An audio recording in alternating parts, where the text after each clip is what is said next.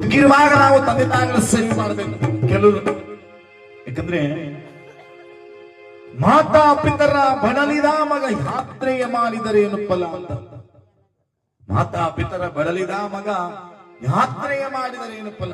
ಕೆಲವರು ಪಾಪ ತಂದೆ ತಾಯಿಗಳ ಸೇವೆ ಮಾಡಲ್ಲ ಇರ್ತಾರೆ, ತಂದೆ ತಾಯಿಗಳ ತಿರುಗು ನೋಡಲ್ಲ, ಪಾಪ ಅವರು ಕೂಲಿ ಗೀಲಿ ಮಾಡ್ಕೊಂಡು ಜೀವನ ಮಾಡ್ತಾರೆ. ಅದರಿಂದ ನಾವು ಅವ್ರ ಸೇವೆ ಮಾಡೋದಿಲ್ಲ.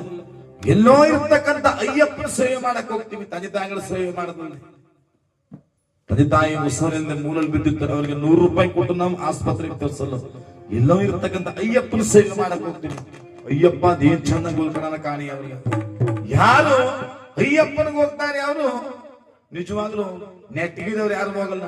ಈ ಹವ್ವ ಅಪ್ಪನ ನೋಡ್ಕೊಂಡವ್ರಿಗೆ ಅಯ್ಯಪ್ಪನಿಗೆ ಹೋಗೋರು.